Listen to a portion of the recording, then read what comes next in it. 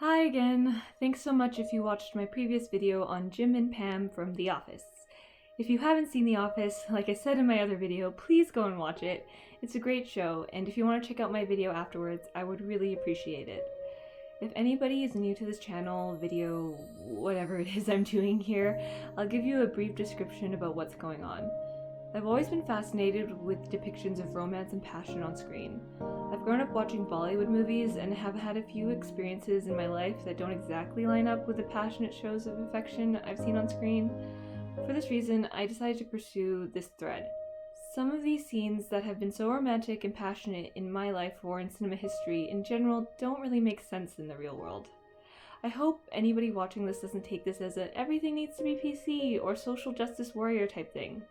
I just really want to try and understand my feelings about watching something on screen that I really adore, but that I probably would not be so cool with in real life. I don't want people to have crazy dramatic tension taken away from moments on screen because that's amazing. But I think that there needs to be a level of conversation and reflection about what we're absorbing and to realize what impact that might have.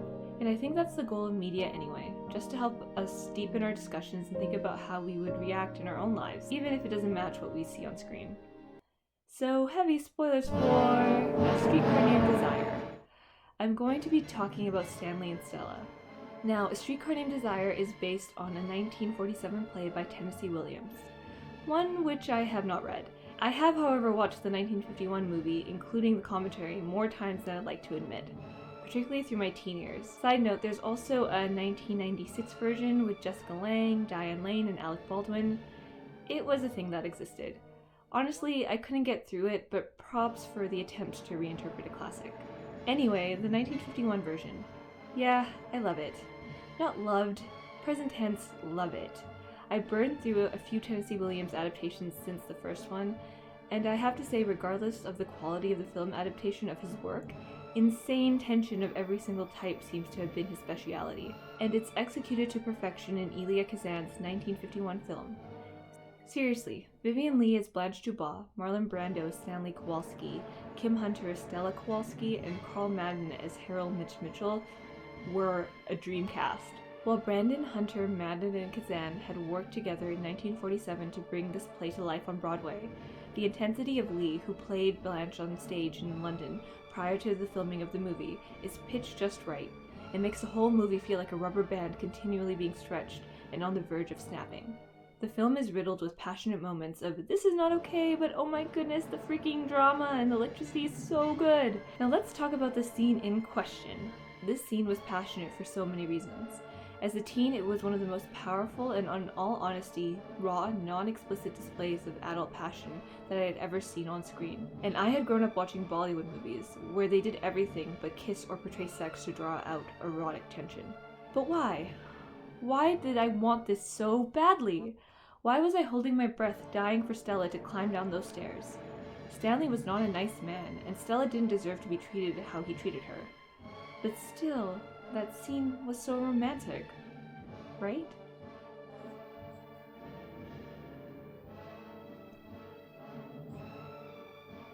The setup. So for anyone unfamiliar with A Streetcar Named Desire, it's the story of Blanche Dubois, a former English teacher who comes with barely any announcement and without much explanation to New Orleans to stay with the last of her family, her younger sister Stella, and her brother-in-law Stanley. Blanche arrives looking wilted and worn out. She had once been a Southern belle who came from a well-to-do family growing up on the family estate of Belle Reve, as Stella had. However, years before, when Stella had come to New Orleans searching for work to support her declining family, she had fallen in love with and married Stanley, a former soldier and a member of the blue-collar working class, and she left her former life to be with him. Blanche had never met Stanley and is shocked at the lack of romance and propriety in Stella's new life. She makes the best of the barely one-bedroom lower floor of the duplex that Stanley and Stella occupy.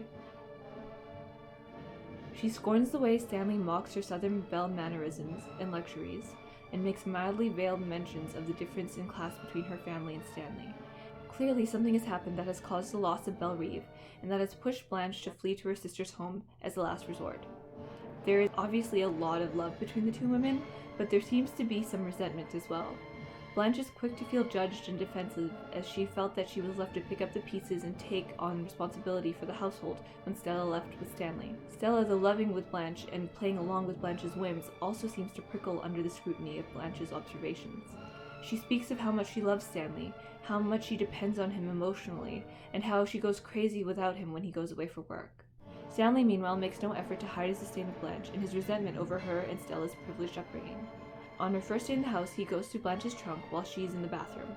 Though Stella protests and leaves the room angrily, he proceeds to grill Blanche on her reasons for leaving Bellerive and asks for documents to prove whether he's been cheated out of anything with the selling of Bellerive. He tells Blanche that he and Stella are expecting a baby, though Stella had expressly asked him not to. He's shown to manhandle Stella and brush off most of what she says to him. He also spends most of his time literally looking down at Blanche, smugly crossing his arms and yelling about different pieces of knowledge related to laws or literature he's learned over the years. When he does yell at Blanche for the first time, Stella returns to tell him to stop, though Blanche rushes Stella out of the room so she can discuss Bellerive with Stanley. When handing him the documents to do with Bellerive, Blanche unsuccessfully tries to keep Stanley from touching the letters she had kept from her deceased husband from her youth. She tells Stanley that she could never touch them again now that he's soiled them, causing him to pause and ask what she meant, though she apologizes for her overly sensitive reaction to Stanley touching the letters. He actually seems slightly affected by the fact that Blanche at one time had been in a romantic relationship that she cherished so deeply. However, this is a brief reprieve, as he and Blanche continue to bicker, and Stanley often points out that Blanche puts on airs, and that he doesn't like the fake quality of her exchanges with him, though he does attempt to the slightest degree to remain civil to placate Stella. Seriously, lots of tension in one teeny tiny apartment. Anyway, in the movie version of the night of Blanche's arrival, Stanley has gathered his friends in his home for a poker game, while Blanche and Stella return early in the morning from their night out on the town. Stella asks an intoxicated Stanley to finish up his game, as it's late, and urges his friends to leave by trying to pass them their coats. Stanley aggressively grabs the coats from her, tells her to go upstairs, and slaps her bottom in a nearly disciplinary way as she walks away, ignoring her when she admonishes him. Blanche attempts to act flirtatiously with the men at the game, asking if she can learn, but Stanley snaps at her and tells her to head upstairs to their neighbor Eunice or stay with Stella in the bedroom. Though she seems to have caught the eye of Stanley's friend Mitch, Blanche goes with Stella. As Stella undresses to shower in the bedroom and the sisters laugh as they reminisce, Stanley continues to snap at them about the noise through the curtain dividing the rooms, and Stella continues to respond back, equally annoyed but mostly dismissive of Stanley's bullying language. When Stella goes to shower, Blanche turns on the radio in the bedroom, ignoring Stanley's shouts to turn it down, causing Stanley to burst into the room while Blanche, in her slip, immediately huddles up and looks away from Stanley. He looks at her for a moment and angrily stomps over to the radio to shut it off. He returns to his game, but his friend Mitch is not happy with his behavior, choosing to leave the game and approach the bedroom to speak with Blanche. Over the sound of Stanley calling for Mitch to rejoin the game, Blanche and Mitch discuss the loss of their past loves and how sorrow changes a person. Blanche, who does all that she can to hide her age, which is in her mid-30s, the horror, asks Mitch to cover the harsh glare of the bare light bulb in the room with a lantern. She turns on the radio and begins to dance, much to Mitch's pleasure. Stanley, however, is not pleased. He bursts into the room and punches the radio out the window and onto the street. Stella, understandably upset, responds in kind to Stanley, meeting force with force, obviously having grown accustomed to this type of exchange. She attempts to grab Stanley to stop him on his rage-fueled rampage, calling him an animal and trying to get his friends to leave, as she has had enough, and he proceeds to beat her. His friends attempt to pull him off of Stella, while Blanche calls out about the baby to get him to stop. Eventually, Stella and Blanche break away, running upstairs to Eunice's apartment, while Stanley's friends attempt to rouse a drunken Stanley under the shower. When he comes to, he angrily shoves his friends away and yells for them to get out. Dripping wet with his clothing torn, Stanley walks around the empty apartment, holding his head, calling for Stella, and whimpering little sobs as he realizes that Stella is not there. He goes outside to the bottom of the steps leading to the upstairs apartment, yelling in desperation, bordering on agony for Stella, leading to this gosh darn so good, holy cow, argh scene. The moment. Stella, looking practically otherworldly, with blank yet purposeful eyes, calmly walks past her sister and her friends steadily, magnetically, pulled to make her way down the steps to the drenched, crumbling man in the ripped shirt at the bottom. I wouldn't mix in this.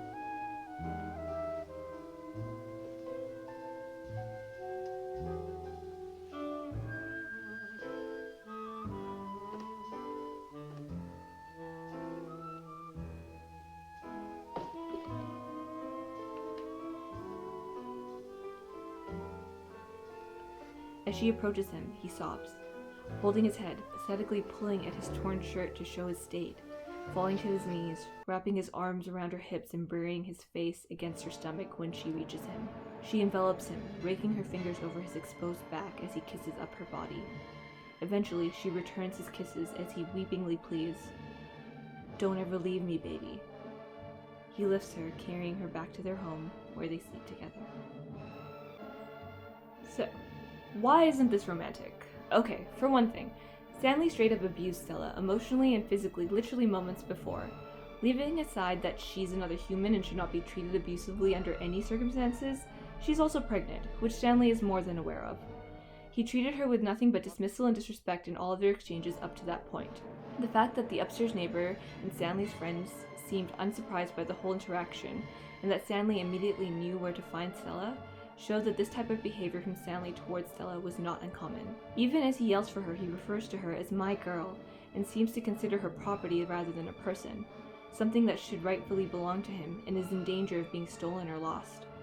She is something that he has managed to steal away and brought down off the pedestal of the upper class. He doesn't apologize for or recognize the inappropriateness of his behavior towards Stella, nor does he make any attempt to say that Stella does not deserve to be treated the way that he treats her. He simply reflects on what Stella means to his perception of himself, and his own need for her. "Don't ever leave me, baby," is all he says. So why is this romantic? If I said I loved The Office, then I freaking adore the 1951 film adaptation of A Streetcar Named Desire. The writing is so good, but I think the directing and the acting is what really sells the romance, or rather the passion of the scene. Plus that score by Alex North will just not give up.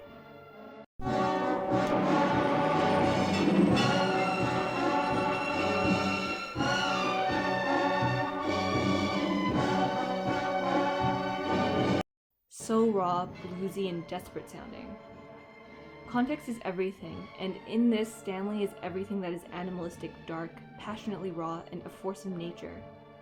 And yet, so boyish, insecure, and lonely, desperate and lost at the thought of life without Stella. It also doesn't hurt that he's played to utter perfection by a smoldering Marlon Brando, whose in-your-face heat practically smacks all your senses as soon as he comes on screen. Stella is set up as this pure, near treasure, with either Blanche attempting to protect her or Stanley attempting to show his possession and hold over her. Something so special and shiny that he was able to take, and who wanted him though she shouldn't have. Throughout the setup, you see how desperately devoted to Stanley Stella is. She puts up with his moods and treatment. She clearly enjoys his passionate nature. She dotes on him and doesn't treat him as though he's below her. She actually looks to him for guidance and support. But in that scene, everything is reversed. Stella is the one with the power. She may have had it all along, but Stanley, who has shown his power physically and emotionally throughout the film, has acknowledged his weakness for her in this one moment. Stella is literally above him, and he has to beg for her to lower herself, to deign to come down to him again, and make him feel worthy of her. Kim Hunter is also perfect here under Kazan's direction. You know that she loves Stanley. Yes, he's empirically handsome because young Brando. But why would she stay with him? This moment is it. Right here. She loves him. She shows it by being doting. Despite this, Stanley disrespects her and pushes her away. He's violent with every person, but he only crawls back to her. He crumbles, weeps, yells, cries, begs for her. Strong, powerful, unemotional Stanley is on his knees, only for her. He could physically overpower her, grab her, pull her down the stairs, and be done with it. But instead she walks down slowly at her own pace, her eyes dark, and for the first time with the camera under her, setting her up as the person of power in the scene. Stanley does nothing but weep and buckle under the weight of his emotions. It is the one instance where he isn't forcing her to do anything for his benefit. He is at her mercy, waiting for her choice. Then, when he grabs hold of her hips for dear life, and she scrapes her fingers over that iconic back, it's over. She completes the act, embracing him under the protection of her love. He responds by tending to her, lifting her so she doesn't have to walk, and also so she won't slip away again. She's precious, of value to him and his sense of self, and she has returned to him. Okay, but why? I hear you ask. Again, in this case, everything before and after the scene should make it anything but romantic. It should reinforce that fact. Stanley continues to toy with Blanche regarding his ownership of Stella. He allows Blanche to continue to live with himself and Stella, but is volatile. He is excited by the birth of his son, but on the night of his birth leaves his wife to go celebrate and get drunk, and winds up raping an emotional and mentally fragile Blanche following a series of conversations with Mitch and incidents regarding Blanche's hypocrisy and past that I won't get into here. He effectively pushes Blanche to a mental breakdown and eventually an insane asylum. And yet, that scene still sends a thrill through most people who watch it or remember it. Someone as obviously macho and guarded as Stanley, who was brought to his knees if only for one night by his seemingly disempowered wife. He shows vulnerability that makes it seem as though he could be fully rehabilitated, that perhaps he may have more depth than a wild animal who follows only his baser instincts, that he just needs to be taken care of in order to maybe nurture those qualities.